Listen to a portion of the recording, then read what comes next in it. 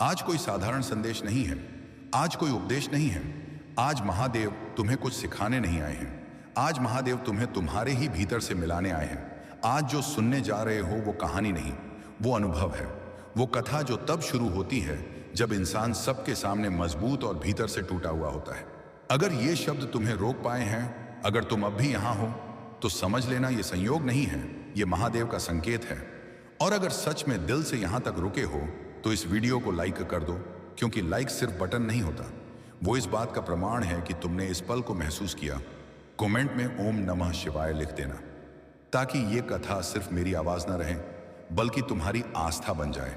और अगर तुम्हें लगता है कि कोई ऐसा भी है जिसे ये कथा सुननी चाहिए, जो आज अकेला है, टूटा हुआ है, तो इस वीडियो को शेयर कर देना, क्योंकि महादेव की कथा बांटी जाती है, रोकी नहीं जाती।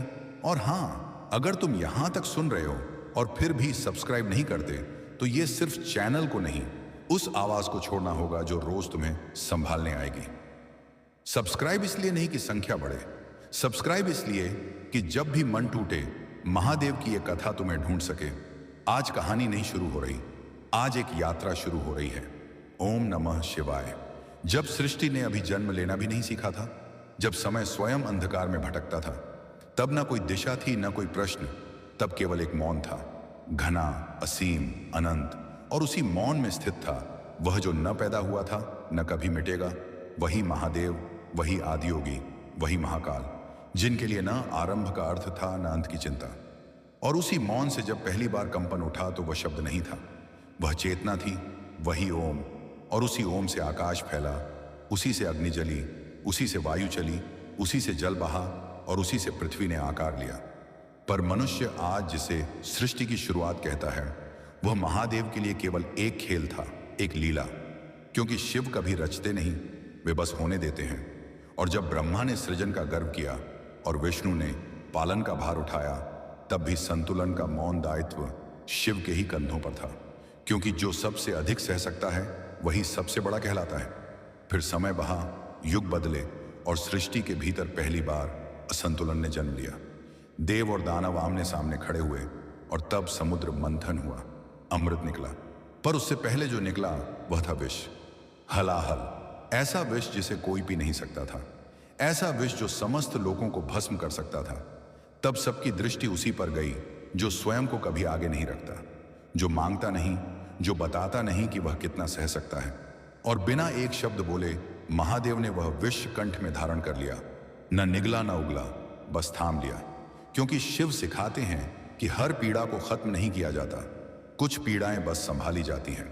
और तभी उनका कंठ नील हो गया और उसी क्षण उन्होंने संसार को पहला संदेश दिया, जो दूसरों के लिए झरपीले वही देव है। फिर समय आगे बढ़ा, मानव आया और मानव के साथ आया अहंकार, भय, लोभ और सबसे खतरनाक स्वयं को सर्वोपरि मानने का भ्रम। उसने शिव को भी समझने की कोशिश की। कभी उन्हें डरावना कहा, कभी औघड़ कहकर हंस दिया, कभी श्मशानवासी कहकर तिरस्कार किया। पर वह यह भूल गया कि जो श्मशान में बैठ सकता है, वही जीवन का मूल्य जानता है। फिर सती आई, दक्ष की पुत्री, जिन्होंने समाज का विरोध कर शिव को चुना। और यही वह क्षण था जब पहली बार किसी ने शिव को बिना शर्त स्वीकार किया। पर संसार को यह स्वीकार न हुआ। दक्ष ने यज्ञ रचा पर शिव को आमंत्रित न किया, और सती का अपमान हुआ, और उसी अपमान की अग्नि में सती ने देह त्याग दी। उस क्षण शिव रोए नहीं, चीखे नहीं, उन्होंने बस सती के शरीर को उठाया और मौन में निकल पड़े। और जब देवता मौन में चल पड़े तो सृष्टि कांप उठी, क्योंकि शिव का मौन ही सबसे भयानक तांडव होता है। विष्णु को सुदर्शन चलाना पड़ा, सती के शरीर के टुकड़े हुए, शक्तिपीठ बने, पर शिव भीतर से टूट चुके थे। और यही वह बिंदु था जहां महादेव ने संसार को दूसरा संदेश दिया। प्रेम जब टूटता है तो देवता भी भस्म हो जाते हैं। फिर युग बदला, पार्वती आई, सती का ही रूप, पर इस बार तपस्या के साथ, धैर्य के साथ, त्याग के साथ। क्योंकि शिव को पाने के लिए प्रेम काफी नहीं, स्वयं को गलाना पड़ता है। वर्षों की तपस्या के बाद जब शिव ने नेत्र खोले तो उन्होंने देखा, ये स्त्री मुझे नहीं चाहती, ये स्वयं को मिटाकर मुझे समझना चाहती है। और तभी शिव और शक्ति का मिलन हुआ और सृष्टि ने जाना कि ऊर्जा और चेतना अलग नहीं। फिर कार्तिकेय और गणेश आए, एक युद्ध का प्रतीक, दूसरा बुद्धि का। क्योंकि शिव जानते थे कि संसार को सिर्फ शक्ति नहीं, विवेक भी चाहिए। फिर रावण आया, महान ज्ञानी, महान शिव भक्त, पर अहंकार से भरा हुआ। शिव ने उसे भी शक्ति दी, क्योंकि शिव भेदभाव नहीं करते, वे पात्रता देखते हैं। पर रावण शिव को समझ नहीं पाया, उसने शक्ति को ही शिव मान लिया और यही उसकी भूल बनी। उसी समय राम आए, मर्यादा पुरुषोत्तम, जिन्होंने शिव से शक्ति नहीं मांगी, उन्होंने आचरण सीखा और यही अंतर था। शिव ने दोनों को देखा और संसार को तीसरा संदेश दिया। जो मुझे पाने के लिए झुकता है वह उठता है और जो मुझे इस्तेमाल करता है वह गिरता है। समय आगे बढ़ता रहा, युग बदलते रहे, मानव फिर और टूटता गया। आज का मानव भी उसी प्रश्न के साथ खड़ा है, मैं क्यों दुखी हूं, मैं क्यों अकेला हूं, मैं क्यों हार रहा हूं। और महादेव आज भी वही उत्तर देते हैं, क्योंकि तू स्वयं से भाग रहा है। मैं मंदिर में नहीं बैठा, मैं तेरे भीतर बैठा हूं। मैं उस रात में हूं जब तू रोया और किसी को नहीं बताया। मैं उस क्षण में हूं जब तू टूट कर भी अगले दिन उठा। मैं तुझे सुख नहीं देता, मैं तुझे सहने की क्षमता देता हूं, क्योंकि जो सह गया वही शिव को समझ गया। और यहीं से यह कथा और गहरी होती चली जाती है, क्योंकि अब शिव केवल देव नहीं रहते, वे दर्पण बन जाते हैं। और जो इस दर्पण में झांकता है उसे अगला रास्ता दिखने लगता है, उसे अगला रास्ता दिखने लगता है। पर वह रास्ता फूलों से भरा नहीं होता, वह रास्ता कांटों से होकर गुजरता है, क्योंकि शिव का मार्ग आसान नहीं, वह सच्चा होता है और सत्य हमेशा भारी पड़ता है। शिव मनुष्य को यह नहीं कहते कि संसार छोड़ दो, वे कहते हैं संसार को समझो, क्योंकि जिसने संसार को समझ लिया वह उससे बनता नहीं। और यहीं से शिव की कथा मनुष्य के भीतर प्रवेश करती है। अब यह देवताओं की कहानी नहीं रहती, अब यह तेरे और मेरे जैसे टूटे हुए लोगों की कहानी बन जाती है। क्योंकि जब मनुष्य पहली बार धोखा खाता है, जब पहली बार विश्वास टूटता है, जब पहली बार अपने ही अपनों से चोट मिलती है, उसी क्षण शिव उसके भीतर जागते हैं और कहते हैं, अब देख, अब समझ, क्योंकि जब तक सब ठीक था तू मुझे याद नहीं कर रहा था, अब जब सब बिखर गया है तभी तू मुझे ढूंढ रहा है। और यही वह क्षण है जहां से साधारण मनुष्य साधक बनता है। शिव उसे कुछ नहीं देते, वे उससे छीनते हैं उसका अहम, उसका झूठा गर्व, उसकी झूठी उम्मीदें। क्योंकि जब तक हाथ भरे रहते हैं तब तक कोई शिव को पकड़ नहीं सकता, इसलिए शिव पहले खाली कराते हैं। और यह खालीपन ही सबसे ज्यादा डराता है, क्योंकि मनुष्य शोर में जीना सीख चुका है, पर मौन में बैठना उसे मृत्यु जैसा लगता है। जबकि शिव स्वयं मौन है और मौन में ही उत्तर देते हैं। इसी कारण कैलाश पर कोई शोर नहीं, कोई भीड़ नहीं, क्योंकि शिव भीड़ में नहीं मिलते, वे एकांत में उतरते हैं। फिर समय आया जब मानव ने धर्म बनाए, नियम बनाए, ईश्वर को भी व्यवस्थाओं में बांध दिया और शिव को भी एक कोने में बैठा दिया। कभी सोमवार तक सीमित कर दिया, कभी दूध और बेलपत्र तक। पर शिव हंसे नहीं, वे जानते थे कि एक दिन यही व्यवस्थाएं मनुष्य को घुटन देंगी और तब वही मनुष्य शिव को खोजेगा, क्योंकि शिव व्यवस्था नहीं, वे मुक्ति हैं। फिर युग बदला, कलियुग आया और कलियुग में शिव सबसे अधिक सक्रिय हो गए, क्योंकि जहां सबसे ज्यादा अंधकार होता है वहीं सबसे ज्यादा रोशनी की जरूरत होती है। पर यह रोशनी आंखों को नहीं, आत्मा को जलाती है। आज का मनुष्य तेज है पर स्थिर नहीं, वह सब जानता है पर स्वयं को नहीं। और यही कारण है कि वह भीतर से खोखला होता जा रहा है। बाहर हंसता है, भीतर रोता है, बाहर जीत दिखाता है, भीतर हार छुपाता है। और शिव यही देख रहे हैं, वे देख रहे हैं कि कैसे मनुष्य हर दिन थोड़ा थोड़ा मर रहा है बिना मरे। और तभी शिव कहते हैं, मृत्यु से मत डर, अधूरे जीवन से डर, क्योंकि मृत्यु तो एक दिन आएगी, पर जो हर दिन डर में जी रहा है वह पहले ही मर चुका है। शिव स्मशान में इसलिए बैठते हैं ताकि मनुष्य समझे कि अंत से पहले सत्य देख लेना ही मुक्ति है।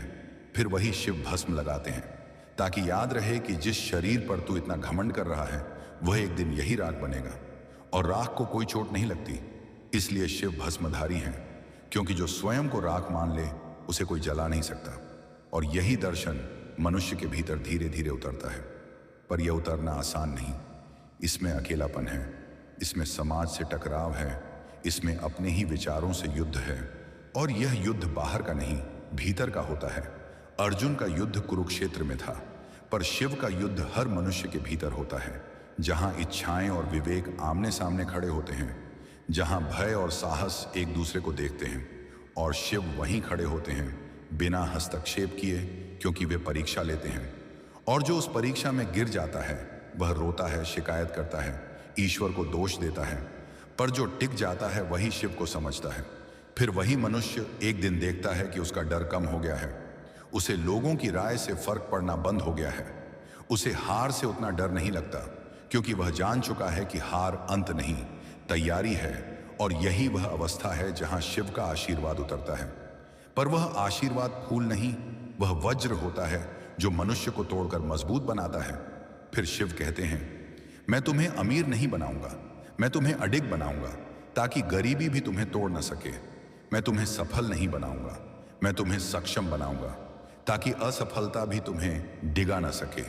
और यही वह शिक्षा है जिसे आज का मनुष्य सुनना नहीं चाहता, क्योंकि वह तुरंत फल चाहता है।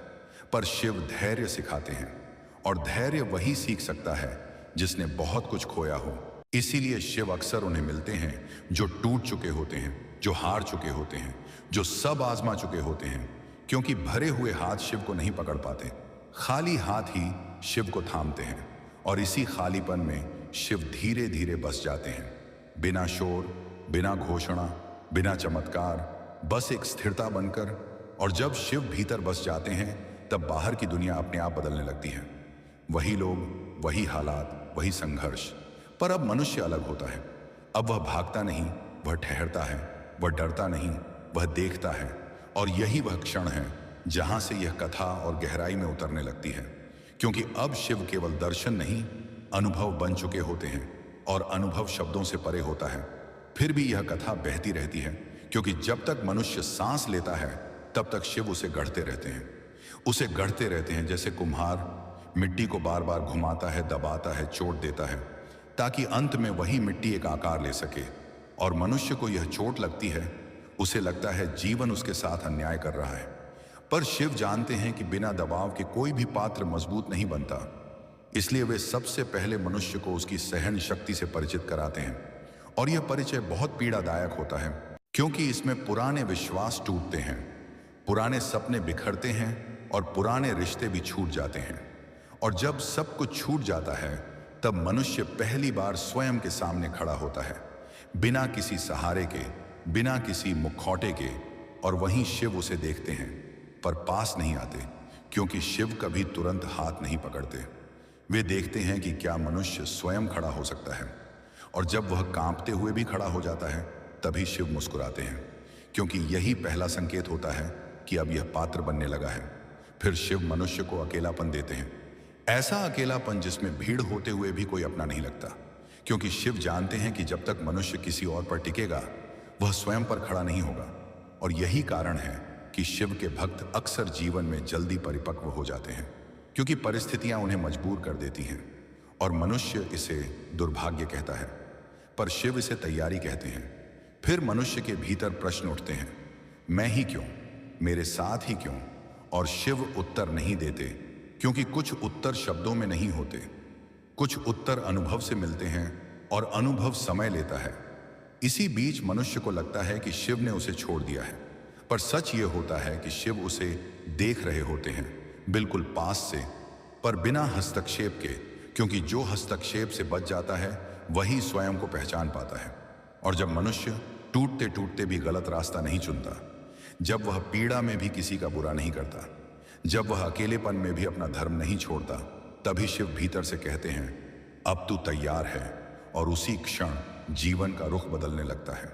अचानक नहीं, धीरे धीरे, जैसे रात के बाद सुबह आती है, बिना शोर किए। और मनुष्य को समझ ही नहीं आता कि कब उसका डर कम हो गया, कब उसका आत्मविश्वास लौट आया, कब वह दूसरों की स्वीकृति का भूखा नहीं रहा। और यही शिव की सबसे बड़ी कृपा होती है, क्योंकि बाहरी सफलता से बड़ा आशीर्वाद है भीतर की स्थिरता। फिर शिव मनुष्य को उसकी सीमाएं दिखाते हैं, ताकि वह अति न करे, क्योंकि अति ही पतन का कारण बनती है। रावण इसका उदाहरण था, और राम इसकी विपरीत छाया। और शिव दोनों के साथ थे, क्योंकि शिव व्यक्ति नहीं, प्रवृत्ति देखते हैं। और जब मनुष्य अपनी सीमाएं पहचान लेता है तब वह विनम्र हो जाता है। और विनम्रता शिव को प्रिय है, इसलिए शिव राजा नहीं बने, उन्होंने सिंहासन नहीं चुना, उन्होंने कैलाश की कठोर चट्टान चुनी, ताकि संसार को दिखा सकें कि सादगी ही सबसे बड़ा वैभव है। फिर शिव ने नटराज रूप धारण किया, और तांडव किया। पर यह तांडव क्रोध नहीं था, यह संतुलन था। क्योंकि जब सृष्टि किसी एक ओर झुकने लगती है तब शिव का नृत्य उसे सीधा करता है। और यही नृत्य आज भी चल रहा है, केवल मंच बदल गया है। आज यह नृत्य मनुष्य के जीवन में घट रहा है, कहीं नौकरी छिनकर, कहीं विश्वास टूटकर, कहीं स्वास्थ्य गिरकर। क्योंकि शिव जानते हैं कि झटका दिए बिना नींद नहीं टूटती, और जो जाग गया वही बचा, बाकी सब तो चलते फिरते स्वप्न हैं। फिर मनुष्य जब थोड़ा स्थिर होता है तब वह पीछे मुड़कर देखता है और उसे एहसास होता है कि जिन क्षणों को वह अभिशाप मान रहा था वही उसे यहां तक लाए, और यहीं से उसके भीतर कृतज्ञता जन्म लेती है। और कृतज्ञता शिव का सबसे प्रिय भाव है, क्योंकि जो मिला है उसके लिए धन्यवाद देना ही सच्ची पूजा है, न कि केवल मांगते रहना। और जब मनुष्य मांगना छोड़ देता है तब शिव देना शुरू करते हैं। पर वह देना भी बाहरी नहीं होता, वह विवेक होता है, साहस होता है, और सबसे बड़ा स्वयं के साथ खड़े रहने की शक्ति। और यही शक्ति मनुष्य को दूसरों का सहारा बनने योग्य बनाती है।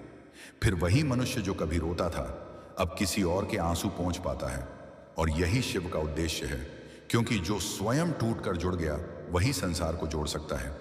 और इसी बिंदु पर यह कथा एक और मोड़ लेती है, क्योंकि अब शिव केवल गुरु नहीं रहते, वे मित्र बन जाते हैं। भीतर बैठा हुआ मित्र जो हर निर्णय से पहले मौन में संकेत देता है, और जिसे सुनने के लिए शब्द नहीं संवेदना चाहिए। और जैसे जैसे मनुष्य इस संवेदना को समझने लगता है वैसे वैसे संसार का शोर कम होने लगता है। और यही वह अवस्था है जहां से अगला अध्याय बिना किसी विराम के खुलता चला जाता है।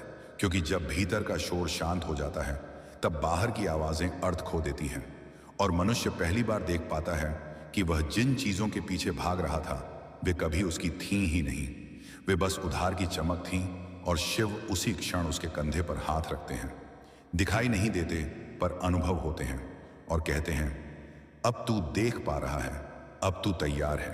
क्योंकि देखने की शक्ति ही सबसे बड़ा वरदान है, और जो देख लेता है वह फिर अंधा नहीं रहता। फिर मनुष्य के भीतर एक अजीब सी निश्चिंतता जन्म लेती है, जैसे कुछ भी हो जाए कुछ टूटेगा नहीं। और यह निश्चिंतता बाहरी सुरक्षा से नहीं आती, यह भीतर के भरोसे से आती है। वही भरोसा जो शिव अपने भक्त के भीतर रोकते हैं। और इस भरोसे के साथ मनुष्य जीवन के सबसे कठिन निर्णय भी लेने लगता है, वह भी बिना भय के। क्योंकि अब उसे पता होता है कि गलत भी हुआ तो वह संभाल लेगा, क्योंकि जिसने टूटना सीख लिया वह डरना भूल जाता है। फिर शिव मनुष्य को उसकी जिम्मेदारी याद दिलाते हैं, क्योंकि शिव केवल साधना नहीं कर्म भी है। वे यह नहीं कहते कि जंगल चले जाओ, वे कहते हैं संसार में रहकर भी उससे बंधो मत।